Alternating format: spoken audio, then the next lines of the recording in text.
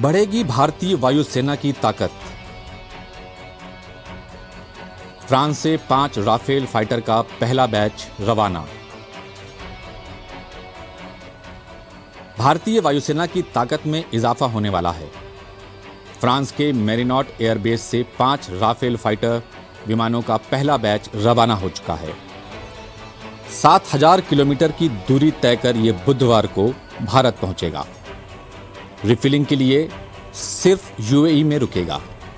इन multi role fighter jets के शामिल होने से भारतीय वायुसेना की ताकत कई गुना बढ़ जाएगी। चीन के साथ तनाव को देखते हुए राफेल फाइटर जेट्स को लद्दाख में तैनात करने की उम्मीद है। राफेल फाइटर जेट को और ज्यादा पावरफुल बनाया गया है। वायुसेना इसे हैमर मिसाइल से लैस करवा रही है। इसके लिए इमरजेंसी ऑर्डर दिए गए थे। हैमर मीडियम रेंज मिसाइल है जिसे फ्रांस की वायुसेना और नेवी के लिए बनाया गया था कि आसमान से जमीन पर वार करती है।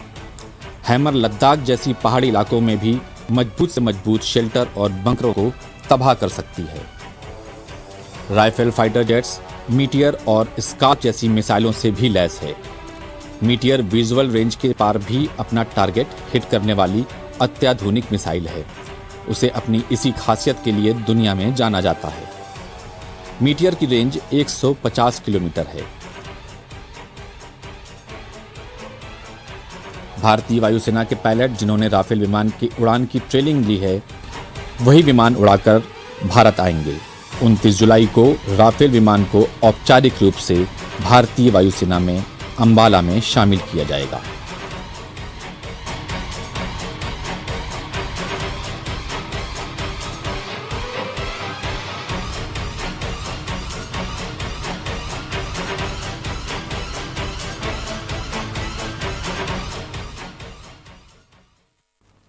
नमस्कार, आज की बात में आपका स्वागत है। आपने देखा राफेल आ रहा है, सावधान हो जाओ चीन और पाकिस्तान। अब खैर नहीं, हम भी दुनिया के तमाम अत्याधुनिक युद्ध साजो सज्जा से युक्त हो गए हैं। राफेल का जमाना आ गया है और उससे पाकिस्तान और चीन थर्रा गया है। ये स्थिति है। जोरदार स्वागत के लिए अंबाला का एयरबेस तैयार है। फ्रांस से जब जरा राइफल तो भारतीय राजदूत ने गर्मजोशी के साथ विदाई की।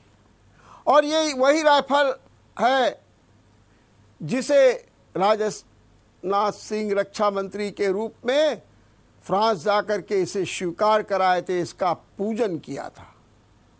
आज वही राफेल अपने 5 बेड़ों के साथ फ्रांस से रवाना हो गया है। आइए हम आपको सुनाते हैं पत्रकार सौम्या मिश्रा की एक रिपोर्ट। जी, लगातार हमारी सेनाएं अपनी जो ताकत है उससे पूरे देश को गौरव से भर रही हैं और यही कारण है कि पूरे विश्व में हमसे दुश्मनी मोल लेकर कोई भी विजय नहीं हो पा रहा है। और आज भारत की वायुसेना में शामिल होने जा रहे हैं 5 फाइटर जेट राफेल। इन 5 जेट को वायुसेना के पायलट उड़ाकर अंबाला एयरबेस ला रहे हैं। बताया जा रहा है कि फ्रांस से भारत आते समय पहले अल्जास्ट्रा एयरबेस पर उतरेंगे, जहां उनमें फ्यूल और चेकिंग की जाएगी। उसके बाद अंबाला लाया जाएगा। उनको 29 तारीख को भारत पहुंचेंगे और उन जेट का बेहतरीन स्वागत जो है अंबाला में किया जाएगा। ये जो 5 जेट है ये हमारी वायुसेना को एक जबरदस्त ताकत देंगे। और आप बताना चाहूंगी कि कुल 36 जो है ये राफेल जेट हिंदुस्तान में खरीदे हैं। लगातार चीन हमारे ऊपर आक्रामक होने की कोशिश कर रहा है और उसी तरह राफेल की एंट्री हिंदुस्तान के अंदर उसको एक जबरदस्त झटका देने की ये काफी होगी। बताना चाहूंगी भारत ने फ्रांस से 36 राफेल की डील की है, जिसमें 5 की डिलीवरी की जा रही है। अंबाला एयरबेस पे पहुंचने के बाद जेट को मिसाइल से लैस किया जाएगा। स्टार्स, हागर मिसाइल को इसमें इस्तेमाल की जाएंगी। 5 राफेल विमानों को हरी झंडी दिखाते हुए फ्रांस के स्थित भारतीय दूतावास ने कहा है कि भारतीय वायुसेना की युद्ध क्षमता को बढ़ाने में राफेल बहुत मदद करेगा। सिर्फ राफेल नहीं, भारत के पास और कई अन्य जेट्स है जिससे भारत को ताकत बना रखा है। सिर्फ वायुसेना ने, हमारी तीनों सेनाएं बहुत जबरदस्त है कि किसी से भी हम दो हाथ करने के लिए आज की डेट में काफी है। और यही राफेल है जिनकी पूजा राजनाथ सिंह द्वारा की गई थी और आज पूरा विश्व देख रहा है कि किस तरीके से भारत में राफेल की एंट्री हो रही है और जबरदस्त बल जो है हमारी वायुसेना को प्राप्त होगा। राफेल की ताकत की अगर मैं बात करूं तो राफेल के लंबी दूरी तक मिसाइल दागी जा सकती है। इसकी सबसे बेहतरीन क्षमता जो यही है कि इसमें दूर तक मिसाइलें दागी जा सकती है, जो कि एयर स्ट्राइक में बहुत मददगार साबित होगी। जब एयर स्ट्राइक हुई थी तब राफेल ने बहुत अच्छा प्रदर्शन भी किया था। राफेल से पहले भी भारतीय वायुसेना के पास ऐसे कई फाइटर जेट्स हैं जो दुश्मनों को परेशान करने के लिए काफी जरूर है। वायुसेना में फिलहाल Sukhoi, Miraj, MiG-29, Jaguar, LAC और MiG-21 जैसे जबरदस्त फाइटर जेट जो है मौजूद है। और आज जैसे APJ अब्दुल कलाम की डेथ एनिवर्सरी भी है और उन्हें एक बहुत बड़ा जो हिंदुस्तान के अंदर उनकी जो कदमी है वो बहुत बड़ी है। उन्होंने हिंदुस्तान को कहा है कि 21वीं सदी में हिंदुस्तान गुरु के रूप में जो है सामने आएगा। तो उसी की तरफ एक पहल है ये राफेल का आना। और अभी बाकी 36 जो डील की गई उससे 5 आएगा, वो 36 के 36 वायुसेना में शामिल होंगे। तो आप अनुमान लगा सकते हैं कि वायुसेना की ताकत कितनी जबरदस्त होगी। निश्चित रूप से बहुत अच्छी रिपोर्ट और इसमें विभिन्न पहलुओं को, विभिन्न आयामों को शामिल किया गया। और ये सौम्या ने बताया कि इससे वायुसेना को एक नई ऊर्जा मिलेगी, एक नई स्फूर्ति मिलेगी, एक नया आयाम मिलेगा। और निश्चित रूप से इसका रिएक्शन चीन और पाकिस्तान में देखने को मिल रहा है। चीन और पाकिस्तान अंदर ही अंदर परेशान है कि अरे राफेल भारत में पहुंच चुका है, इसीलिए अब वो नई नई साजिशें कर रहा है। चाहे वो लद्दाख में सड़क बनाने का मामला हो, चाहे अन्य प्रकार की साजिश हो, चाहे नेपाल को भड़काने का मामला हो, चाहे बांग्लादेश में एक नए प्रकार के तनाव पैदा करने का काम हो। इस तरीके से चीन और पाकिस्तान बराबर खुद तो परेशान है और भारत को परेशान करने में लगे हुए। वो चाहते हैं कि भारत टेंशन में रहे, लेकिन भारत के पास अब राफेल है। भारत अब दुनिया के उन तमाम ताकतों में शामिल हो गया है जिसके पास अत्याधुनिक हथियार हैं।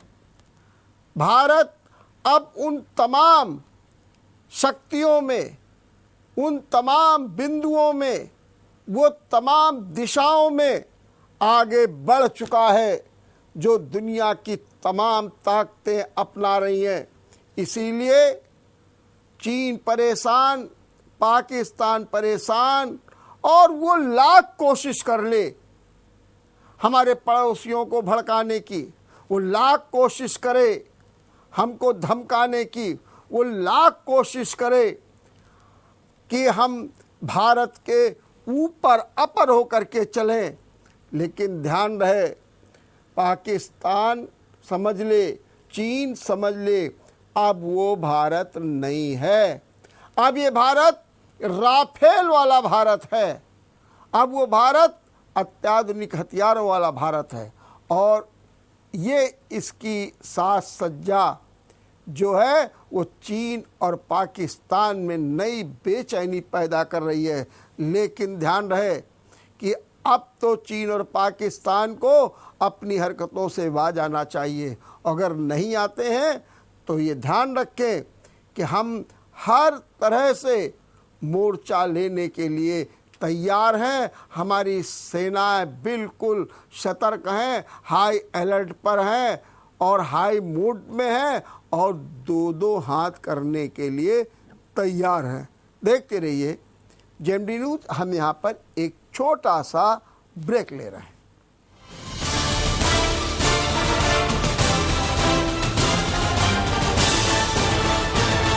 साड़ीज, कानपुर का जाना माना नाम, जिसके पास है डिजाइनर साड़ियों, ब्राइडल लहंगों व साइड लहंगों का नायाब व विशाल संग्रह, जो आपको बना दे दीवाना।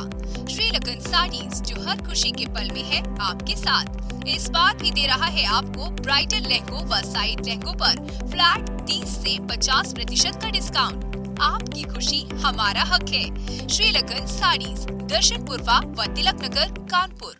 धन्वंतरी सुपर स्पेशलिटी हॉस्पिटल, दक्षिण कानपुर का एकमात्र super speciality hospital, CGHS, QCI और NABH द्वारा प्रमाणित। दक्षिण कानपुर में सभी तरह के विशेषज्ञों से सुसज्जित एकमात्र super speciality OPD, round the clock critical care expert द्वारा कवरेज एवं अत्याधुनिक मशीनों से लैस ICU। कानपुर के एकमात्र विश्व स्तरीय super speciality fully SS modular OT, सभी प्रकार के कैंसर का विश्व स्तरीय इलाज।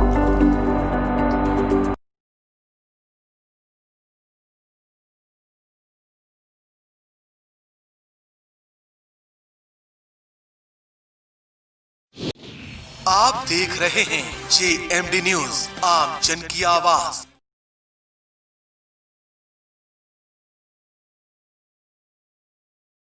के दुबे पद्मेश का नमस्कार। अब हम आपको प्रत्येक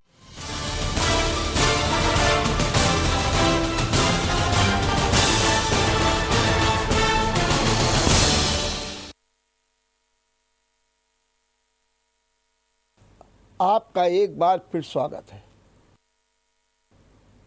बीएसपी ने राजस्थान की सियासत में एंट्री कर ली है। इससे राजस्थान की सियासत में गहलोत का खेमा बेचैनी में आ गया है, परेशान हो गया है, उलझन में आ गया है। सियासत पलटती नजर आ रही है।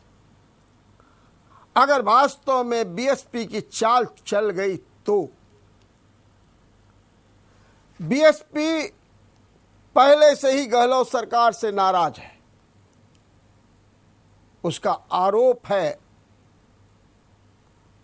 सीधा सीधा सुप्रीमो मायावती का कि उसके सभी 6 विधायकों के समर्थन की बात हुई थी, लेकिन गहलोत ने धोखा दे करके सभी 6 विधायकों को अपनी कांग्रेस में विलय करा दिया। नाराज थी मायावती। अब लगता है समय आ गया है बदला लेने का। इसीलिए मायावती ने राजस्थान की सियासत में एंट्री करके अपने विधायकों से कह दिया है, व्हिप जारी कर दिया है कि आपको गहलोत सरकार के खिलाफ मतदान करना है। यदि वास्तव में ऐसा हो गया तो गहलोत सरकार संकट में आ जाएगी। आज गहलोत सरकार के पास उनके ही अनुसार 102 विधायकों का समर्थन है, और यदि बीएसपी के 6 बाहर हो गए तो फिर 96 रह जाएंगे, 96, और ये 96 बहुमत से दूर हो जाएंगे। ऐसी स्थिति में भाजपा के 75, सचिन गहलोत के जो खिलाफ हैं पायलट के 22 और दोनों मिलाकर के 97 विधायक होते हैं। माने बीजेपी सचिन पायलट के साथ मिलकर के एक मत आगे पहुंच जाती है गहलोत से, और यदि ये 6 इधर आ गए तो ध्यान रखिए 103 हो जाएंगे और बहुमत बीजेपी और सचिन पायलट के साथ हो जाएगा। और जो ये सुगबगाहट चल रही है, जैसा कि सतीश पुनिया भाजपा के राजस्थान प्रदेश अध्यक्ष कह चुके हैं कि हम सचिन पायलट को भी मुख्यमंत्री बना सकते हैं, तो ऐसी स्थिति में संभव है कि सचिन पायलट जो है एक कोई नई पार्टी बना लें, सरकार बनाने का दावा कर दें, बीजेपी सपोर्ट कर दे और फिर सरकार बन जाए और गहलोत सत्ता से बाहर हो जाए। गहलोत ने पूरी रणनीति खेली है, लेकिन वो सफलता नहीं हासिल कर पा रहे हैं। आज ही कांग्रेस के 3 दिग्गज नेताओं कपिल सिब्बल, अश्विनी कुमार, सलमान खुर्शी जो लॉ मिनिस्टर रह चुके हैं, ने गवर्नर को एक पत्र लिखा और कहा कि संविधान के संकट से बचें। अशोक गहलोत ने खुद बताया कि उन्होंने कल प्रधानमंत्री से फोन पर वार्ता की और बताया कि गवर्नर किस तरीके का बर्ताव कर रहे हैं। इसके पहले उन्होंने एक पत्र भी लिखा था और कहा था कि लोकतंत्र की खूबसूरती इसी में है कि विभिन्न राज्यों में विभिन्न राजनीतिक दलों की सरकारें हों, लेकिन जिस तरीके से हॉर्स ट्रेडिंग के द्वारा सरकारें गिराई जा रही हैं, ये लोकतंत्र के हित में नहीं है, इसको रोकिए। पत्र भी लिखा था। और गहलोत जब बीएसपी एंट्री कर गई है तो वो भी कुछ डिफेंसिव मूड में आ गए। कल तक राजभवन को घेरने की धमकी देने वाले, राजभवन के समक्ष प्रदर्शन करने की चेतावनी देने वाले गहलोत आज प्रार्थना कर रहे हैं, लोकतंत्र बचाओ, संविधान बचाओ की प्रार्थना सभा में भाग ले रहे हैं।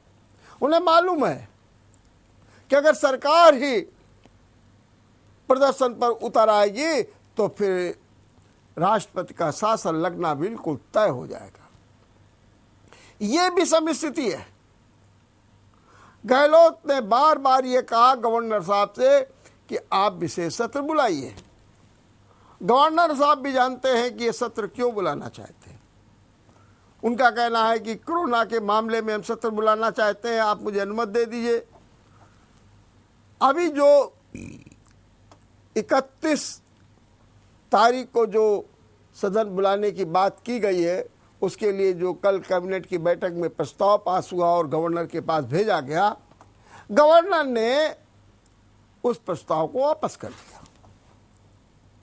उनका अभी नहीं, बल्कि गहलोत को एक पत्र लिख दिया और उनसे सवाल पूछ लिए क्यों सत्र बुलाना चाहते हैं। सुना है कि विश्वास मत हासिल करने के लिए सत्र बुलाना चाहते हैं, जैसा मीडिया में आ रहा है।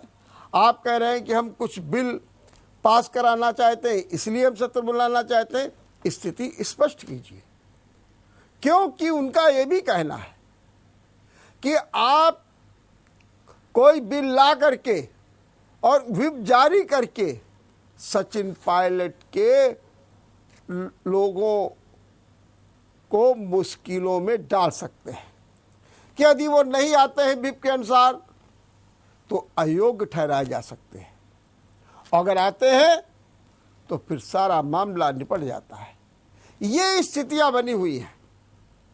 गवर्नर साहब इसके पहले भी सत्र को टालने की बात कर चुके हैं। उन्होंने कहा कोरोना फैला हुआ है, कई विधायकों को कोरोना हो चुका है, ऐसी स्थिति में राजस्थान विधानसभा का सत्र नहीं बुलाया जा सकता है। लेकिन गहलोत बराबर ये दबाव डाल रहे हैं, कह रहे हैं कि आप सत्र बुलाइए। आज एक और नई रणनीति खेली गई। सुप्रीम कोर्ट से विधानसभा अध्यक्ष सीपी जोशी ने अपनी याचिका वापस ले ली। उन्होंने याचिका दायर की थी हाई कोर्ट में, जो उनके नोटिस दिया था विधायकों को, उस पे जो सुनवाई हो रही थी उसको रोकने के लिए। कहा कि ये हाई कोर्ट गलत कर रहा है, हमारे अधिकारों पर जो है हाई कोर्ट नहीं बात कर सकता, क्योंकि हमने तो अभी नोटिस दी, अभी तो मैंने कोई फैसला भी नहीं लिया, लेकिन सुप्रीम कोर्ट ने कहा इंतजार कीजिए। और आज ही सीपी जोशी ने सुप्रीम कोर्ट में अपनी अर्जी वापस ले ली और सुना है कि हाई कोर्ट का फैसला आने के बाद फिर वो सुप्रीम कोर्ट में जा सकते हैं। बीएसपी की एंट्री में हुआ ये भी कि बीजेपी के एक सदस्य मदन दिलावर हाई कोर्ट चले गए और उन्होंने कहा कि ये जो बीएसपी के 6 लोग कांग्रेस में शामिल हुए हैं इसे रद्द कर दिया जाए, ये गलत हुआ है। लेकिन हाई कोर्ट ने आज उनकी याचिका को खारिज कर दिया। लेकिन ये माना जा रहा है कि बीएसपी भी हाई कोर्ट में एंट्री कर सकती है यदि उसने ये महसूस किया कि उसके सभी 6 विधायक उसके अनुसार काम नहीं करेंगे तो। क्योंकि सतीश मिश्र ने, जो कि बीएसपी के महामंत्री हैं और जाने माने अधिवक्ता हैं, उन्होंने सभी 6 विधायकों को नोटिस भेज करके ये कहा है कि देखिए आपने जो विलय किया वो गलत है। बसपा एक राष्ट्रीय पार्टी है और इस पार्टी का विलय राज्य स्तर पर नहीं हो सकता है, राष्ट्रीय स्तर पर ही हो सकता है। इसलिए आप जो है व्हिप का पालन कीजिए और गहलोत सरकार के खिलाफ वोट कीजिए, ये बात की है। लेकिन उठापटक जारी है, आरोप प्रत्यारोप जारी है। इसी बीच आज दिल्ली, उत्तर प्रदेश समेत कई राज्यों में कांग्रेस ने राजभवन के सामने प्रदर्शन किया कि राजस्थान में लोकतंत्र का गला घोटा जा रहा है, संविधान की धज्जियां उड़ाई जा रही हैं। उत्तर प्रदेश में जब अपने कांग्रेस कार्यालय से प्रदेश अध्यक्ष अजय लल्लू निकले तो पुलिस ने उन्हें हिरासत में ले लिया। वो सड़क पर लेट गए कि हम राजभवन जाना ही चाहते हैं, लेकिन पुलिस ने उन्हें हिरासत में ले लिया। ये राजस्थान का उतार चढ़ाव जारी है। देखते रहिए जेएमडी न्यूज़। नमस्कार।